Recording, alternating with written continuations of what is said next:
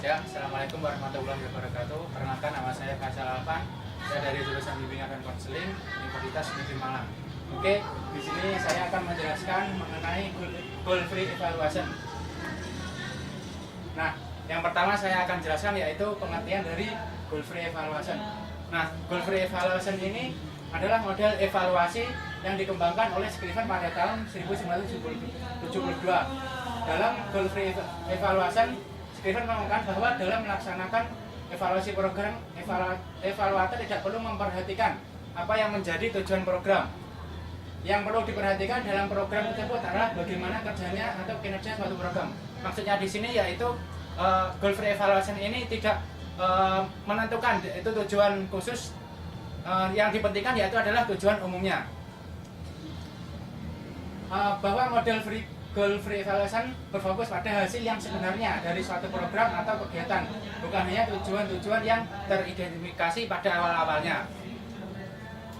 Nah, yang kedua yaitu fungsi dari goal free evaluation. Yang pertama yaitu untuk mengurangi bias dan menambah objektivitas. Yang dimaksudkan di sini yaitu mengurangi bias dan menambah objektivitas adalah mengurangi bias itu ada pandangan dari seorang evaluator apakah tujuan itu berhasil akan dilaksanakan ataukah tidak dilaksanakan. Yang kedua yaitu tujuan pada umumnya hanya formalitas dan jarang menunjukkan tujuan yang sebenarnya dari suatu proyek. Nah, yang dimaksudkan di sini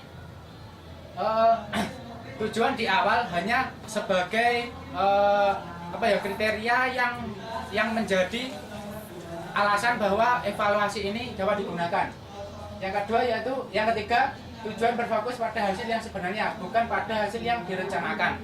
Jadi dalam kegiatannya nanti evaluasi ini pasti ada hal-hal yang ada ketika kegiatan itu dilaksanakan. Jadi ketika kegiatan itu dilaksanakan pasti ada hal-hal yang perlu ditambahkan. Nah, di situ evaluasi yang dilakukan pada hal-hal yang dilakukan saat kegiatan itu berlangsung. Yang ketiga yaitu yang selanjutnya memungkinkan evaluator untuk menambah temuan, hasil atau dampak yang tidak direncanakan. Nah, setiap kegiatan pasti ada hasil atau dampak yang tidak direncanakan. Maka dari itu biasanya yang dievaluasi adalah hasil dan dampak yang tidak direncanakan itu, bukan pada tujuan di awal-awalnya. Nah, di sini ada ciri-ciri dari goal free evaluation. Yang pertama yaitu evaluator sengaja menghindar untuk mengetahui tujuan program.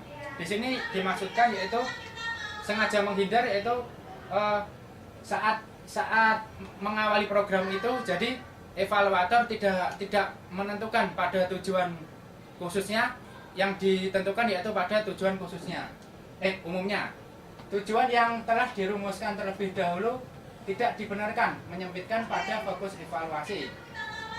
Yang selanjutnya yaitu evaluasi bebas tujuan berfokus pada hasil yang sebenarnya, bukan pada hasil yang direncanakan. Nah, seperti yang saya katakan tadi yaitu evaluasi ini berfokus pada hasil yang sebenarnya. Jadi ketika kegiatan itu berlangsung pasti ada hal-hal positif atau negatif yang terdapat pada kegiatan tersebut. Nah, evaluasi ini bertujuan pada hasil yang sebenarnya, bukan pada saat hasil yang direncanakan di awal-awal sebelumnya itu. Yang selanjutnya yaitu evaluasi menambah kemungkinan ditemukannya dampak yang tidak diramalkan. Seperti kegiatan itu pasti ditemukan dampak yang tidak diramalkan. Contohnya saja ketika itu ada pelatihan seperti manajemen stres. Nah, pasti ada siswa-siswa kemungkinan siswa itu dapat meredakan stres saat belajar ataukah tidak. Hal yang perlu diperhatikan dalam melakukan evaluasi bebas tujuan. Nah, yang pertama di sini yaitu penilaian tentang pengaruh nyata. Yang dimaksudkan di sini yaitu pengaruh nyata, bagaimana dampak dari kegiatan itu dilaksanakan.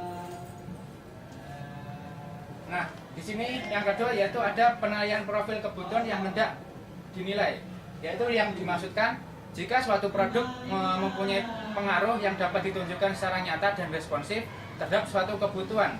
Ini berarti bahwa suatu produk yang direncanakan berguna dan secara positif perlu dikembangkan. Dan interpretasi sebaliknya terjadi jika suatu produk itu termasuk kegiatan belajar mengajar tidak mempunyai pengaruh nyata pada siswanya. Nah, di sini saya akan melanjutkan presentasinya, yaitu mengenai kelebihan dan kelemahan goal free evaluation. Kelebihannya yang terlebih dahulu. Nah, di sini dijelaskan bahwa evaluator tidak perlu memperhatikan secara rinci setiap komponen. Jadi yang dimaksudkan di sini, evaluator tidak perlu memperhatikan secara rinci setiap komponen. Dalam kegiatannya nanti pasti ada setiap struktur yang terdapat dalam komponen tersebut. Akan tetapi saat kegiatan berlangsung pasti ada komponen-komponen yang perlu dibenahi. Nah, itu yang dimaksudkan evaluator tidak memperhatikan secara rinci setiap komponen. Nah, yang selanjutnya kelebihannya yaitu model ini menganggap bahwa pengguna sebagai audiens utama. Yang dimaksudkan di sini yaitu melalui model ini Scriven ingin evaluator mengukur kesan yang didapat dari suatu program dibandingkan dengan kebutuhan pengguna dan tidak membandingkannya dengan pihak penganjur. Nah, di sini hanya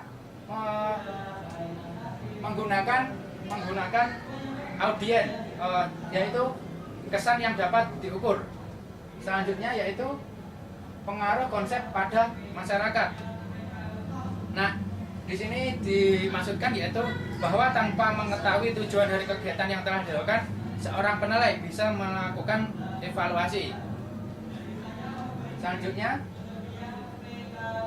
mendorong pertimbangan setiap kemungkinan pengaruh tidak saja direncanakan, tetapi juga dapat diperhatikan sampingan hal yang muncul pada produk tersebut. Seperti yang saya katakan tadi, yaitu fokus dari ini adalah ketika kegiatan itu berlangsung pasti ada hal-hal yang tidak diramalkan sebelum-sebelumnya. Nah, yang selanjutnya kelemahannya. Yang pertama, evaluasi bebas tujuan ini padanya bebas menjawab pertanyaan yang penting. Ya, karena pada awalnya evaluasi bebas tujuan ini tidak ada sesuatu yang dikhususkan, atau di sini lebih pada umumnya evaluasi itu dilakukan. Nah, selanjutnya yaitu pada tingkatan praktis. Scriven tidak terlalu berhasil dalam menggambarkan bagaimana evaluasi sebaiknya benar-benar dilaksanakan. Nah, karena di sini setiap kegiatan itu pasti ada hal-hal yang tidak diramalkan sebelumnya dan tidak direncanakan, maka di sini biasanya model evaluasi ini tidak terlalu berhasil dalam menggambarkan bagaimana evaluasi yang sebaiknya benar-benar dilaksanakan. Yang selanjutnya yaitu tidak merekomendasikan bagaimana menghasilkan penilaian. Nah, yang terakhir yaitu diperlukan evaluator yang benar-benar kompeten untuk melaksanakan evaluasi model ini. Karena apa? Karena pada evaluasi ini sangat ketika menggambarkan, ketika kegiatan itu berlangsung pasti ada sesuatu yang tidak diharapkan dalam kegiatan itu. Maka dari itu di sini terdapat harus dilaksanakan oleh evaluator yang benar berkompeten dalam melaksanakan evaluasi model ini. Nah, di sini yaitu menekankan pada objek sasaran, bukan pada tujuan pada khususnya. Nah, di sini saya akan memberikan contoh suatu kegiatan yang model goal free evaluation ini. Contohnya dalam dunia pendidikan. Nah, setiap di dalam dunia bimbingan dan konseling pasti konselor memiliki program-program yang dapat dilaksanakan.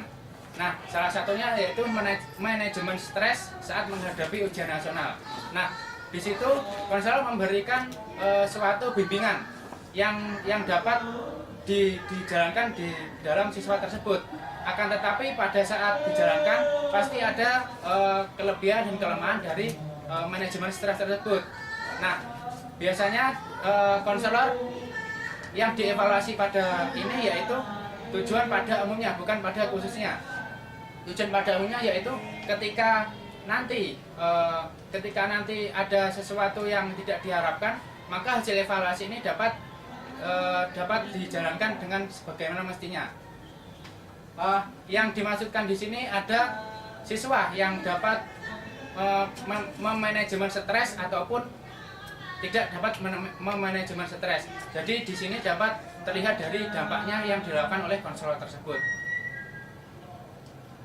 Nah, sekian presentasi dari saya. Mungkin ada kurang lebihnya, saya mohon maaf. Assalamualaikum warahmatullahi wabarakatuh. Yeah.